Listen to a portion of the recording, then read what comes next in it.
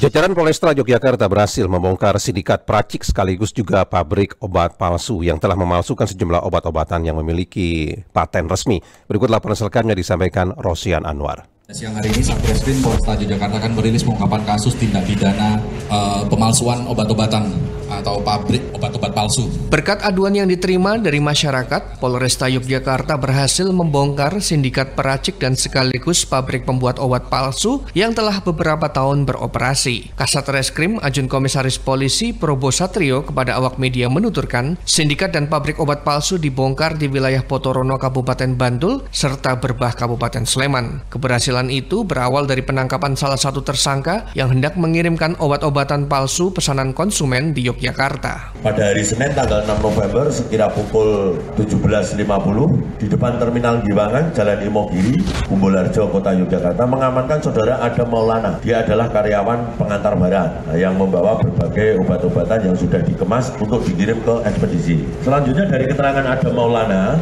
dapat dikembangkan bahwa dia merupakan karyawan. Kemudian sekitar pukul 18.30 tim operasional kami mendatangi kontrakan di daerah Mayungan, Potorono, Banguntapan, Bantul. Ternyata tempat itu adalah merupakan kantor pemasaran dan pada saat itu sedang aktivitas melakukan pemasaran melalui online. Ajun Komisaris Polisi Probo Satrio menyebutkan, petugas selalu mengembangkan kasus tersebut dan berhasil membongkar pabrik obat-obatan ilegal yang ada di kawasan Berbah, Sleman. Selain menjual juga melakukan produksi obat ilegal tersebut yang dilakukan di gudang produksi daerah Berbah, Sleman. Dan selanjutnya tim operasional mendatangi gudang tersebut dan berhasil menemukan barang bukti berupa obat dalam kemasan dan barang siap kirim, bahan baku, alat-alat produksi, dan barang-barang lain terkait produksi dan mengamankan 8 orang karyawan. Saat itu sudah melakukan produksi.